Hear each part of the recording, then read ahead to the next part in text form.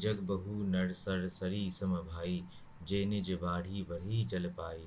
सज्जन सकृत सिंधु सम कोई, देखी पूर्ण विधु बार जोई। हे भाई, जगत में तालाबों और नदियों के समान मनुष्य ही अधिक हैं, जो जल पाकर अपनी ही बाढ़ से बढ़ते हैं। समुद्र सा तो कोई एक बिरला ही सज्जन होता है, जो चंद्रमा को पूर्ण देखकर उमड़ पड़ता है। भाग छोट अभिलाषु बढ़ करऊं एक विश्वास, पहही सुख सुनी सुजन सब खल करही उपहास। मेरा भाग्य छोटा है और इच्छा बहुत बड़ी है, परंतु मुझे एक विश्वास है कि इसे सुनकर सज्जन सभी सुख पावेंगे और दुष्ट हंसी उड़ावेंगे। खल परिहास होई हित मोरा, काक कहीं कल कंठ कटोरा। हंस ही बक बदादुर जात कही, हंस ही मलिन खल विमल बात कही। किंतु दुष्टों के हंसने से मेरा हित ही होगा।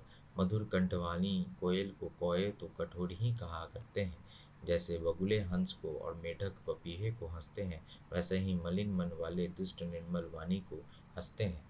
कबित रसिक न राम पद नेहु, तिन्ह कह सुखद हास रसेहु। भाषा भनिति भोरी मति मोरी, हंसी बेजोग हंसे नहीं खोरी। जो न तो कविता के रसिक हैं और न जिनका श्री रामचंद्र के जी के चरणों में प्रेम है, उनके लिए भी यह कविता सुखद हास्य रस का काम देगी।